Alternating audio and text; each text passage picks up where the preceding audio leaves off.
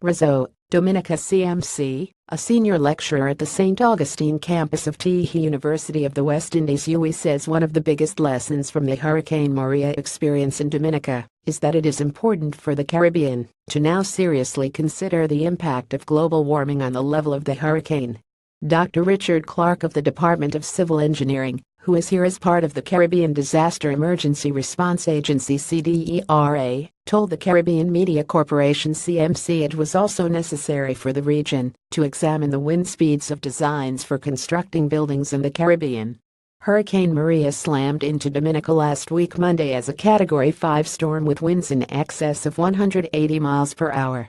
The storm has been blamed for more than 25 deaths officially, even though the unofficial figure is put as high as 60, and millions of dollars in damage, with more than 80% of the housing sector severely damaged. The biggest lesson that we have learned is that it is important for us to seriously consider the impact of global warming on the level of the hurricane. On the level of the wind speed, we need to be designing for. If we have to go with only historical records, meaning prior to the increase in the effect of global warming, then we will be out, even if we design to the current wind speeds.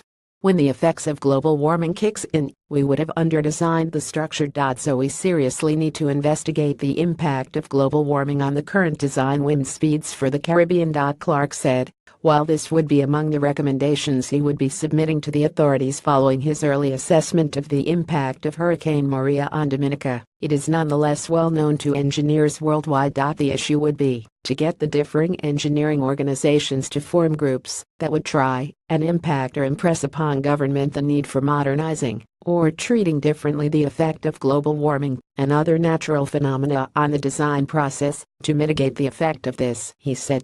Clark told CMC the other recommendation to the authorities is a traditional one, in the sense that we know that it happens and why it happens, but it doesn't make sense having a building code, and it is sitting down on a shelf. If we want to seriously avoid the problems of the impact of the hurricane on people's lives, we simply have to enforce the building codes, Clark told CMC. Meanwhile, the authorities began the Herculean task of cleaning up the debris caused by the hurricane that has made many roads here impassable, restricting access to some of the outlying districts and villages.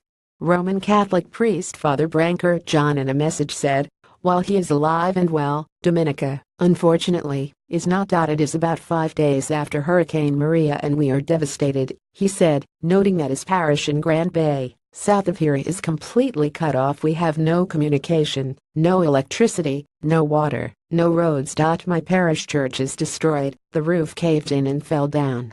My house, the presbytery where I live and do the devotions every day, is partially uncovered, so I live downstairs in my office. It is bad, it is really bad, and the rest of the country is ugly.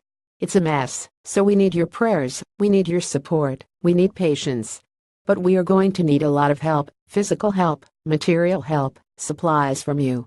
We will communicate with you in short time, how and when you can send this, and please, I don't always say this, I don't like to talk about money, but we are going to need money from you as well. The Roman Catholic priest said in the interim, please pray for us, we are in dire straits. Dominica needs all the assistance that it can get from you.